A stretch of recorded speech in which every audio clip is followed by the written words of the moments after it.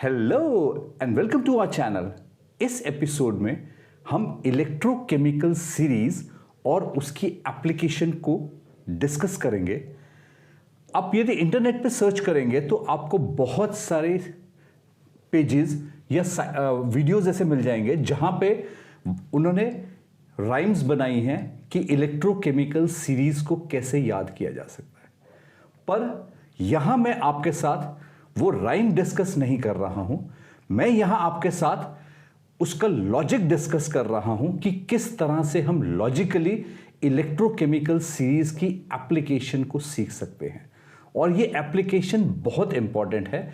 तो क्या इंपॉर्टेंस है इस एप्लीकेशन की, देखते हैं एक छोटे से ब्रेक के बाद।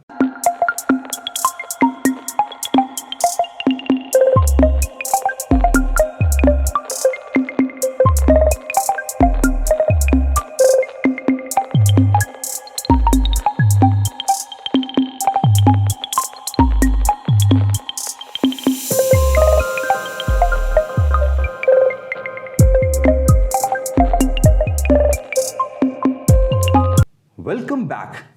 तो हम देखते हैं इलेक्ट्रोकेमिकल सीरीज क्या है।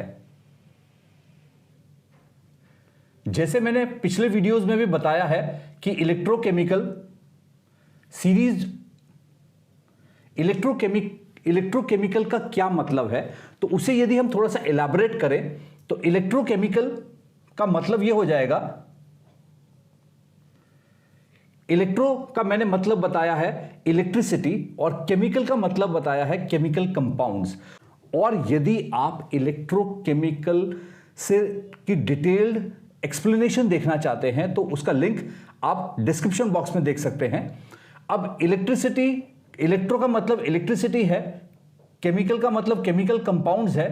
तो ऐसे जो भी प्रोसेसेस हैं जिसमें हम इलेक्ट्रिसिटी से केमिकल क्रिएट कर रहे हैं, और ये मैंने पहले ही बता चुका हूं, इट इज इलेक्ट्रोलिटिक सेल।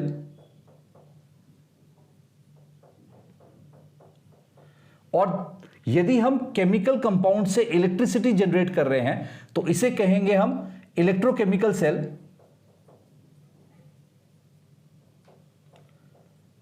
और पूरी की पूरी इलेक्ट्रोकेमिस्ट्री इन दोनों टाइप्स के सेल को डिस्कस करती है।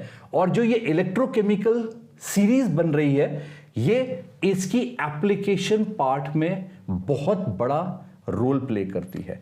और आज हम वही लॉजिक देखने जा रहे हैं कि किस तरीके से इलेक्ट्रोकेमिकल सीरीज का यूज करके हम इलेक्ट्रोलिटिक सेल्स या इलेक्ट्रोकेमिकल सेल्स की कैलकुलेशंस या उसकी एप्लीकेशंस को कैसे डिस्कस कर सकते हैं। आप अपनी स्क्रीन पे इलेक्ट्रोकेमिकल वर्ड का मतलब और किस तरीके से वो इलेक्ट्रोकेमिकल सेल्स या इलेक्ट्रोलिटिक सेल्स में हम अप्लाई कर सकते हैं, उसकी एक छोटी सी डिस्कशन देख पा रहे हैं। आप उसे वीडियो पॉज करके जॉट डाउन कर सकते हैं या एक स्क्रीनशॉट ले सकते हैं। अब जैसे आप अपने स्क्रीन पे देख पा रहे हैं, ये एक इलेक्ट्रोकेमिकल सीरीज है। और इस इलेक्ट्रोकेमिकल सीरीज में बेसिकली आप देख रहे हैं कि ये लिथियम है, इसकी रिडक्शन पोटेंशियल दिया है। और यहां पे जैसे हम नीचे को मूव कर रहे हैं तो रिडक्शन पोटेंशियल जीरो की तरफ मूव कर रहे हैं और स्लोली वो पॉजिटिव की तरफ, पॉजिटिव में बढ़ते जा रहे हैं। और यहां फ्लोरीन का सबसे हाईएस्ट रिडक्शन पोटेंशियल है, that is positive reduction potential है। तो इस तरीके से ये एक इलेक्ट्रोकेमिकल सीरीज मैं आपको दिखा रहा हूं। अब इसमें इस इलेक्ट्रोकेमिकल सीरीज में आप देख रहे हैं कुछ एलिमेंट्स के साथ नेगेटिव साइन के साथ रिडक्शन पोटेंशियल्स हैं। तो सबसे पहले देखते हैं कि रिडक्शन पोटेंशियल क्या होता है। अब रिडक्शन पोटेंशियल जो हो जाएगा, जैसे वर्ड रिडक्शन है, रिडक्शन का मतलब है गेन ऑफ इलेक्ट्रॉन्स, ठीक है। तो जब भी रिडक्शन हम करेंगे तो उसमें गेन ऑफ इलेक्ट्रॉन्स होना चाहिए। जैसे आप फर्स्ट रिएक्शन जो देख पा रहे हैं, इसमें है lithium ion is accepting an electron और वो लिथियम सॉलिड में कन्वर्ट हो रहा है, तो ये रिडक्शन हो गई। वैसे ही जैसे आप ये हाइड्रोजन में देख पा रहे हैं कि H+ ion is accepting an electron and it is forming half H2 gas. तो इस तरीके से, और इसको यदि मैं 2 से मल्टीप्लाई कर दूंगा तो 1 मोल ऑफ H2 गैस हो जाएगी। वैसे ही यदि आप देखें तो उससे नीचे जो है copper +2 ions +2 electrons is giving copper solid. तो इस तरीके से कॉपर आयंस जो हैं कॉपर मेटल में रिड्यूस कर रहे हैं या रिडक्शन हो रही है।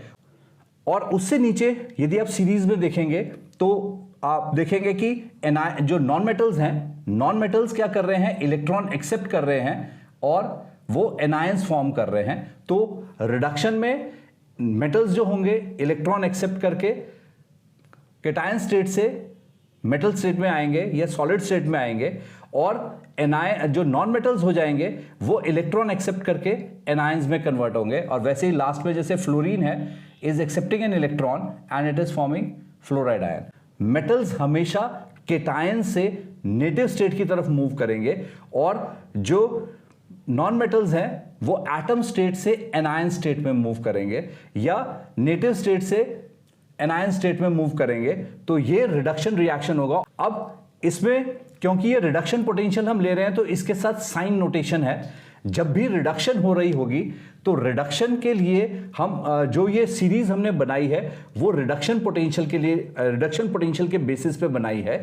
और रिडक्शन पोटेंशियल जो हो सकता है वो हमेशा हम पॉजिटिव लेते हैं। रिडक्शन पोटेंशियल हमेशा पॉजिटिव साइन के साथ होगा। जैसा आप ये देख सकते हैं कि कॉपर का जो रिडक्शन पोटेंशियल है इट इज प्लस 0.34 वोल्ट। तो ये जो है साइन नोटेशन है कि कॉपर जब रिड्यूस करेगा तो उसका हमेशा जो पोटेंशियल होगा या वर्क डन जो होगा उसके लिए इलेक्ट्रिकल वर्क डन जो हो रहा है to reduce copper ions into copper solid would be taken as plus 0.34 volt. तो लिथियम में क्या होगा कि लिथियम में हम नेगेटिव साइन, क्योंकि लिथियम की ऑक्सीडेशन की टेंडेंसी बहुत हाई है, उसकी रिड्यूस होने की टेंडेंसी नहीं है। क्योंकि उसकी ऑक्सीडेशन होने की टेंडेंसी हाई है इसीलिए उसके वो हमेशा ऑक्सीडाइज होना चाहेगा और उसको रिड्यूस करने के लिए हमें उसे इलेक्ट्रिकल वर्क डन करना पड़ेगा उसके ऊपर। तो क्योंकि उस पर इलेक्ट्रिकल वर्क डन करना पड़ेगा इसीलिए हम उसको उसका साइन जो है नेगेटिव लेते हैं।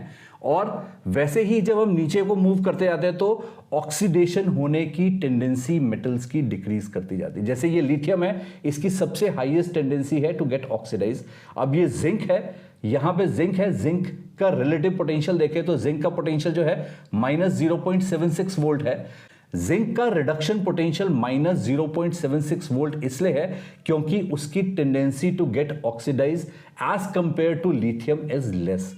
वैसे ही हम और नीचे आएंगे तो देखेंगे ये निकल है, तो निकल का जो रिडक्शन पोटेंशियल है माइनस 0.24 वोल्ट है। अब वो इसलिए कम है क्योंकि वो जिंक से भी कम टेंडेंसी है उसकी ऑक्सीडाइज होने की। और इस तरीके से हाइड्रोजन का जो वोल्ट हो जाएगा 0.0 वोल्ट हो जाएगा क्योंकि ये पूरी की पूरी इलेक्ट्रोकेमिकल सीरीज जो हमने बनाई है वो हाइड्रोजन के बेसिस पे बनाई है।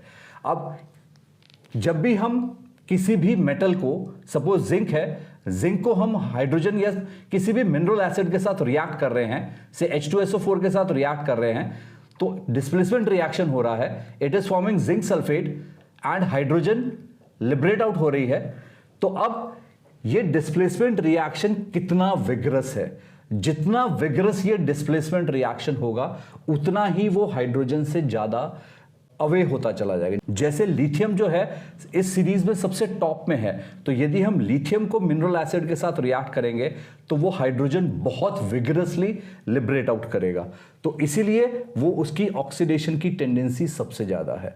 अब जैसे लेड जो है वो हाइड्रोजन के बिल्कुल साथ में है क्योंकि उसकी tendency to liberate hydrogen is very less और it is practically nearly same about hydrogen. और ये जो भी सीरीज बनाई है ये हाइड्रोजन के कंपैरिजन में, अब जो एलिमेंट्स हाइड्रोजन से नीचे लाई कर रहे हैं उन मेटल्स की tendency to displace hydrogen is not possible. जैसे कॉपर है, अब यदि हम कॉपर को सल्फ्यूरिक एसिड के साथ रिएक्ट कराएंगे तो it will not displace hydrogen. तो इस तरीके से ये इलेक्ट्रोकेमिकल सीरीज बनाई गई है। आप अपनी स्क्रीन पे देख सकते हैं कि इलेक्ट्रोकेमिकल सीरीज बनाने का बेसिस क्या था और किस तरीके से हमने एलिमेंट्स को वहां प्लेस किया है। वीडियो पॉज करके जॉट डाउन कर सकते हैं या इसका स्क्रीनशॉट ले सकते हैं। अब जैसे मैं पहले भी बता चुका हूं कि इस सीरीज को हम इलेक्ट्रो केमिकल सीरीज कहते हैं या इसे एक्टिविटी सीरीज भी कहते हैं। तो अब हम अंडरस्टैंड करने की कोशिश करते हैं कि इसे एक्टिविटी सीरीज क्यों कहा जाता है। अब ये मैं एक नंबर लाइन क्रिएट कर रहा हूं और ये नंबर लाइन एक्सप्लेन करने के लिए है कि सपोज ये 0 है और ये हाइड्रोजन का पोटेंशियल है और this is negative axis and this is positive axis. और अब मैं इसमें कुछ एलिमेंट्स प्लेस करूंगा और उसके रिलेटिवली आपको बताऊंगा कि एक्टिविटी सीरीज इसे क्यों कहा जाता है। अब सपोज ये पोटेंशियल्स मैं ले रहा हूं, से this is potential of copper plus 0.34 volt, this is for copper. ये जो पोटेंशियल है plus 0.80 volt, this is for silver. वैसे ही ये सपोज पोटेंशियल है माइनस 0.24 विच इज फॉर निकल। ये पोटेंशियल जो है से minus 0.72, this is for chromium. उसके बाद ये पोटेंशियल है minus 1.66, this is for aluminium. Minus 2.37, this is for magnesium and this is lithium which is minus 3.04 volt. तो अब इस तरीके से ये सीरीज है। अब यहां पे हम देखें कोई भी दो एलिमेंट्स का मैं कपल क्रिएट कर रहा हूं, क्योंकि जब भी हम सेल क्रिएट करते हैं तो उसमें एक ऑक्सीडेशन होना चाहिए, एक रिडक्शन होना चाहिए या नहीं होना चाहिए, तो इसीलिए उसको हम कपल कह रहे हैं। तो अब यदि मैं लिथियम और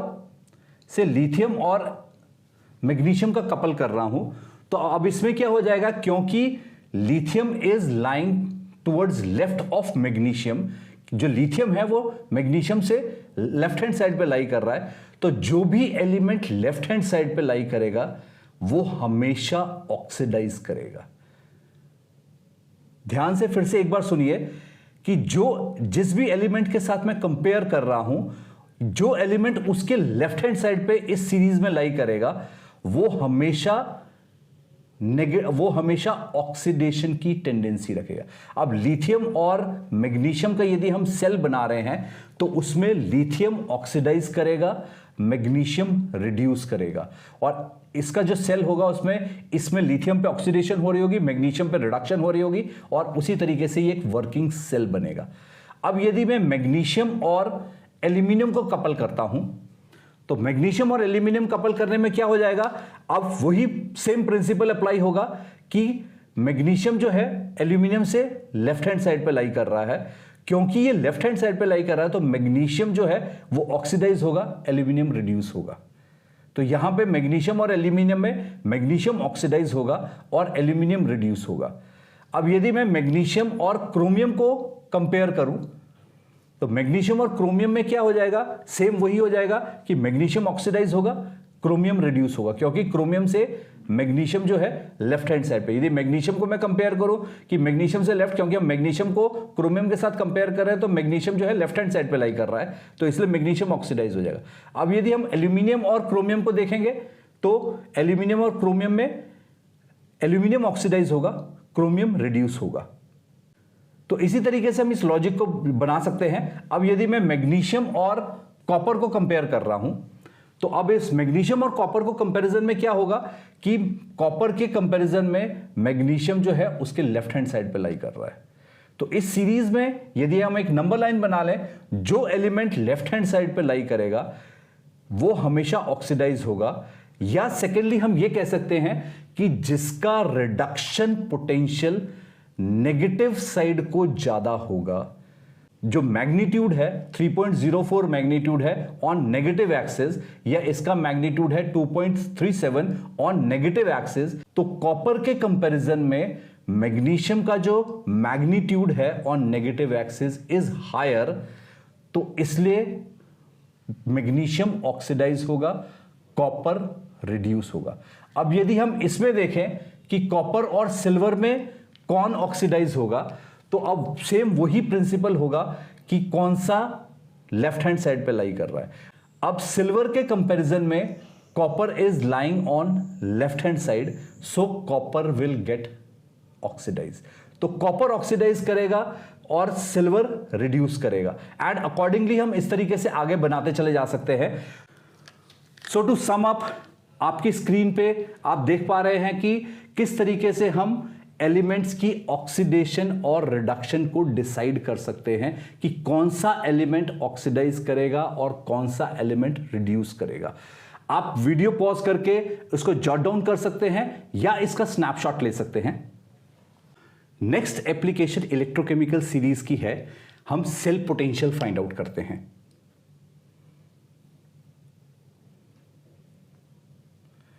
तो सबसे पहले देखते हैं कि सेल को कंस्ट्रक्ट कैसे किया जाता है, और ये इलेक्ट्रोकेमिस्ट्री चैप्टर का द मोस्ट इंपॉर्टेंट पार्ट है और बहुत बच्चे यहां पे फंबल कर जाते हैं। सपोज करो हमारे पास एक रिएक्शन है, से क्रोमियम इज रिएक्टिंग विद निकल सल्फेट सॉल्यूशन और ये बन जाएगा क्रोमियम सल्फेट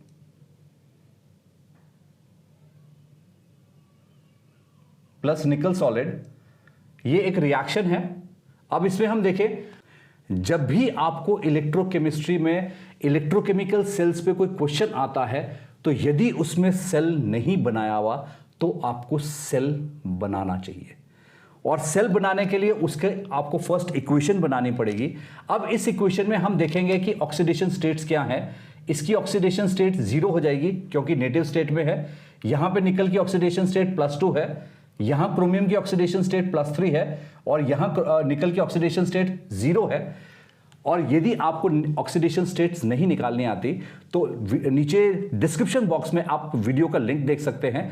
अब यहां पे ऑक्सीडेशन स्टेट्स हमें आ गई, तो हम यहां पे फाइंड आउट करें तो ये क्या हो रहा है, क्रोमियम ऑक्सीडेशन हो रही है क्योंकि इसकी इंक्रीज इन पॉजिटिव वैलेंसी हो रही है, क्योंकि यहां इंक्रीज हो रही है पॉजिटिव वैलेंसी, इससे ऑक्सीडेशन हो जाएगा। निकल के केस में देखें तो ये निकल रिड्यूस हो रहा है क्योंकि it is decrease in positive valency, so this is reduction. अब हम सेल बनाते हैं तो सेल का जनरलाइज्ड सेल रिप्रेजेंटेशन इस तरीके से हो जाएगा कि हम 2 स्लैश बनाते हैं और इस 2 डबल स्लैश का मतलब होता है कि हम इसे सॉल्ट ब्रिज बोल रहे हैं। अब सॉल्ट ब्रिज के this is left hand side of the salt bridge and this is right hand side of the salt bridge. अब left hand side of the salt bridge में हम क्या कर रहे हैं कि ऑक्सीडेशन रिएक्शन लिखते हैं, और right hand side of the salt bridge में हम रिडक्शन रिएक्शन लिख रहे हैं।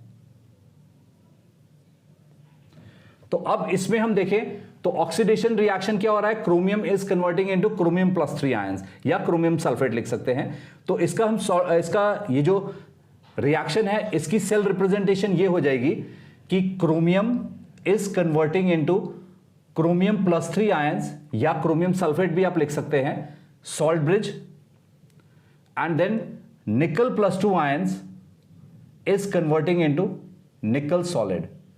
तो इस तरह से हम सेल रिप्रेजेंटेशन बताते हैं कि कोई भी रिएक्शन, सबसे पहले रिएक्शन डिजाइन होता है, उस रिएक्शन में हम ऑक्सीडेशन और रिडक्शन देखते हैं और इस ऑक्सीडेशन और रिडक्शन के प्रोसेस के ऊपर सेल को रिप्रेजेंटेशन दी जाती है। तो ये सेल की रिप्रेजेंटेशन हो जाएगी। अब इस सेल की रिप्रेजेंटेशन के हिसाब से हम सेल पोटेंशियल कैलकुलेट करेंगे। तो सेल पोटेंशियल कैलकुलेट करने का फॉर्मूला ये हो जाएगा कि cell potential which is standard cell potential, यदि हम कहें तो E0 सेल हो जाएगा, and this is standard cell potential. तो स्टैंडर्ड सेल पोटेंशियल हम इस तरीके से कैलकुलेट करेंगे, E0 cell would be equal to reduction potential of right hand side of the cell minus reduction potential of left hand side of cell.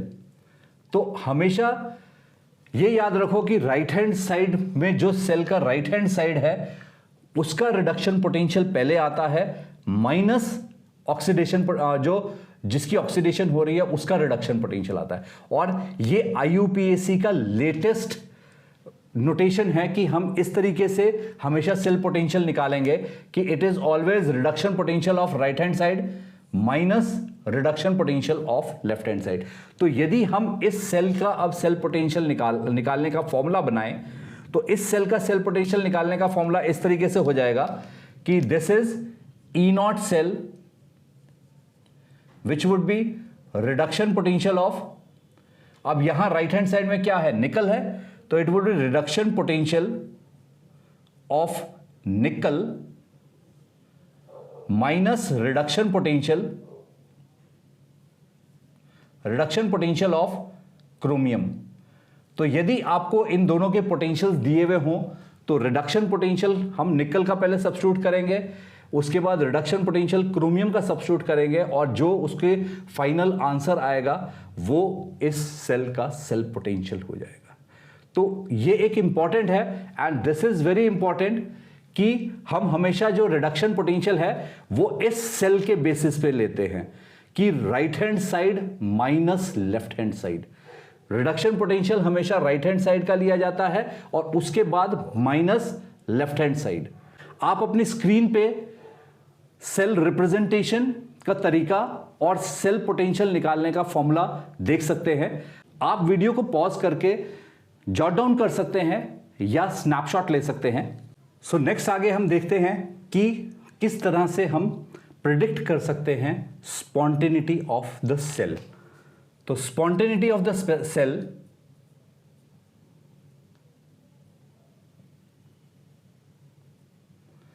अब spontaneity का क्या मतलब हो जाएगा?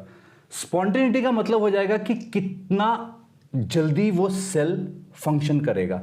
स्पॉन्टेनियस मींस जैसे ही हम एनोड और कैथोड्स कनेक्ट करेंगे क्या वो सेल फंक्शन करना शुरू कर देगा, या यदि वो फंक्शन करना शुरू कर देगा तो वो स्पॉन्टेनियस है, और यदि वो फंक्शन नहीं करेगा तो वो नॉन स्पॉन्टेनियस है। और सेम वही हो जाएगा कि स्पॉन्टेनियस होगा तो delta G should be negative. यदि डेल्टा जी नेगेटिव है तभी वो स्पॉन्टेनियस रिएक्शन होता है। थर्मोडायनेमिक्स में आपने 11th क्लास में पढ़ा है। तो यहां पे स्पॉन्टेनिटी का वही मतलब आ जाता है। हम यहां पे अब स्पॉन्टेनिटी डेल्टा जी के फैशन में नहीं देख रहे हैं, यहां हम स्पॉन्टेनिटी ई नॉट सेल या स्टैंडर्ड सेल पोटेंशियल के उसमें देख रहे हैं। तो जैसे हमने अभी डिस्कस किया था कि सेल पोटेंशियल कैसे निकालते हैं, और सेल पोटेंशियल का मैं वही फॉर्मूला फिर से रिपीट कर रहा हूं कि E naught cell would be reduction potential of right hand side of the cell minus reduction potential of left hand side of the cell. तो reduction potential of right hand side minus left hand side जब करेंगे तो वो cell potential आ जाएगा। अब इस cell potential को find out करते हैं हम। तो मेथड वही रहेगा, सबसे पहले जो भी आपको कंडीशन दी हुई है, जैसे हम एक कंडीशन वर्कआउट कर लेते हैं कि सपोज मेरे पास एक ये बीकर है और ये बीकर सपोज एल्यूमिनियम का है और इसमें मैं कॉपर सल्फेट सॉल्यूशन प्लेस कर रहा हूं and this solution is copper sulphate solution. तो अब हमें बताना है कि ये प्रोसेस स्पॉन्टेनियस होगा या नहीं होगा। तो अब इसके लिए क्या करेंगे कि हमने सेल बनाना है। जैसे मैंने पहले भी बताया कि इसको सेल सबसे पहले कंस्ट्रक्ट करना पड़ेगा। तो सेल कंस्ट्रक्ट करने के लिए इक्वेशन ये बन जाएगी aluminium solid plus copper sulphate would give aluminium sulphate plus copper solid. So oxidation किसकी हो रही है? एल्यूमिनियम की ऑक्सीडेशन हो रही है और कॉपर की रिडक्शन हो रही है, क्योंकि एल्यूमिनियम का यहां ऑक्सीडेशन स्टेट 0 है, यहां एल्यूमिनियम का ऑक्सीडेशन स्टेट +3 हो गया, यहां कॉपर का ऑक्सीडेशन स्टेट +2 है और यहां कॉपर का ऑक्सीडेशन स्टेट 0 है। अकॉर्डिंगली ऑक्सीडेशन रिडक्शन हो गया है। अब हम इसका सेल कंस्ट्रक्ट करेंगे तो सेल कैसे आ जाएगा कि aluminium is converting into aluminium +3 ions salt bridge, copper +2 ions is converting into copper solid. तो इस तरीके से हमने एक सेल कंस्ट्रक्ट कर लिया। अब इस सेल का पोटेंशियल, और ये इंपॉर्टेंट इस तरीके से था कि ये सेल इस तरह बनाएगी। यदि मैं इसे स्वाइप कर दूं कि कॉपर का वेसल बना दूं और एल्यूमिनियम सल्फेट सॉल्यूशन बना दूं तो ये इक्वेशन डिफरेंट हो जाएगी। इसीलिए इक्वेशन बनाना जरूरी है और इक्वेशन के हिसाब से सेल बनेगा। यदि इसको स्वाइप कर दिया जाए तो इक्वेशन ये हो जाएगी, it would be copper solid plus aluminium sulphate would be giving copper sulfate plus aluminium solid। अब इसमें ऑक्सीडेशन किसकी हो रही है? यहाँ 0 है, यहाँ +2, तो कॉपर की ऑक्सीडेशन हो रही है और एल्यूमिनियम की रिडक्शन हो रही है। तो यदि इस इक्वेशन का यदि मैंने इसको स्वाइप कर दिया हो तो इक्वेशन ये बनेगी तो इसका सेल भी चेंज कर जाएगा। ये हो जाएगा copper plus 2 ions salt bridge, aluminium plus 3 ions to aluminium. अब इसका हम ई नॉट सेल यहां पे इसी फॉर्मूला से निकालेंगे तो ये हो जाएगा E naught cell would be reduction potential of copper minus reduction potential of aluminium. और यदि हमें इसे पोटेंशियल्स दिए हो तो इसका हम पोटेंशियल निकालेंगे तो इसका पोटेंशियल वैसे कैलकुलेट करें तो ये आ जाता है प्लस 2.0 वोल्ट। और जब हम इसका पोटेंशियल कैलकुलेट करेंगे तो इसमें जो हो जाएगा ई नॉट सेल आ जाएगा। E naught cell would be equal to reduction potential of aluminium minus reduction potential of copper, because it is right hand side minus left hand side. अब यदि हम इसका पोटेंशियल निकालेंगे ये होगा 1.66 माइनस 0.34 वोल्ट और अल्टीमेटली आ जाएगा माइनस 2.0 वोल्ट। तो ये माइनस 2.0 और इलेक्ट्रोकेमिस्ट्री चैप्टर में यही एक सबसे बड़ी प्रॉब्लम है कि आपका आंसर तो आ ही जाता है, दोनों सिर्फ साइन की वेरिएशन आई है, आंसर दोनों जगह सेम आ रहा है। अब यदि आप ये गलत तरीके से कर रहे हैं तो आंसर आपका -2 आ रहा है। यदि आप इसे सही तरीके से कर रहे हैं तो यदि ये आपको दिया हुआ था और आपने इस तरीके से किया है तो ये सही मेथड है। पर यदि इसको स्वाइप कर दिया जाए और आप यही इक्वेशन बना के करेंगे तो आपका आंसर ये आ रहा होगा, पर उस समय आपका एक्चुअल आंसर ये आना चाहिए था। तो इसमें क्या हो जाएगा कि यदि नेगेटिव पोटेंशियल आ रहा है तो means that is non spontaneous reaction. If E naught cell is negative then the reaction is non-spontaneous. So it is a non-spontaneous reaction.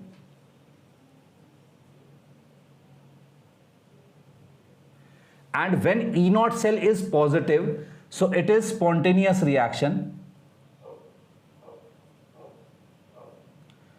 So इस तरीके से spontaneity डिसाइड होगी कि यदि हमारा E naught cell proper method को execute करके किया गया है और यदि वो नेगेटिव आ रहा है तो it is a non spontaneous reaction. That means this reaction will not occur under normal conditions of temperature and pressure. पर यदि हमारा ई नॉट सेल पॉजिटिव आ रहा है then the reaction is a spontaneous reaction और वो reaction occur करता रहेगा और इसी के हिसाब से हम प्रिडिक्शन कर सकते हैं। और यदि अब आपको क्वेश्चन ये दिया होता कि can we store copper sulphate solution in aluminium vessel, तो ये आता तो आपका क्योंकि रिएक्शन हो रहा है तो आप प्रिडिक्शन देंगे कि we can not store copper sulphate solution in aluminium vessel. पर इसको मैं स्वाइप कर दूं कि कॉपर का वेसल ले लूं और एल्यूमिनियम सल्फेट ले लूं तो मेरी इक्वेशन ये बन जाएगी। अब इस केस में क्योंकि ये नॉन स्पॉन्टेनियस आ रहा है we can store aluminium sulphate solution in copper vessel. तो इस तरीके से आपको स्पॉन्टेनिटी डिसाइड कर सकते हैं। तो आप अपनी स्क्रीन पे देख सकते हैं कि स्पॉन्टेनिटी डिसाइड करने के क्राइटेरियाज और किस तरीके से हम उस पर प्रिडिक्शन कर सकते हैं। आप वीडियो को पॉज कर सकते हैं और उसे जॉट डाउन कर सकते हैं, स्नैपशॉट ले सकते हैं। तो ये थी डिस्कशन इलेक्ट्रोकेमिकल सीरीज और उसकी एप्लीकेशन के ऊपर। यदि आप हमसे रेगुलर कनेक्शन बनाना चाहते हैं तो आप हमें फॉलो कर सकते हैं फेसबुक पे, इंस्टाग्राम पे या ट्विटर पे। यदि आपने अभी तक ये चैनल को सब्सक्राइब नहीं किया है तो प्लीज़ इस चैनल को सब्सक्राइब करिए और आपके यदि वीडियो देखने के बाद कुछ क्वेश्चंस हो, कोई डाउट्स हो तो वो डाउट्स या क्वेश्चंस आप कमेंट सेक्शन में मेरे से पूछ सकते हैं। और एक स्टूडेंट की तरह से हमेशा ये होना चाहिए कि आपको ज़्यादा से ज़्यादा क्वेश्चंस की प्रैक्टिस करनी है, ज़्यादा से ज़्यादा असाइनमेंट्स करने हैं, ज़्यादा से ज़्यादा आपने टेस्ट देने हैं। और यदि आप ये सब चीज़ करना चाहते हैं तो जो लिंक आपको स्क्रीन के टॉप पे दिखाई दे रहा है उसे फॉलो करिए और वहां जाकर के आप अपने आप को रजिस्टर करके नोट्स, टेस्ट, असाइनमेंट्स, जो कुछ आप चाहते हैं सब कुछ आपको मिल सकता है। Thanks for watching the video.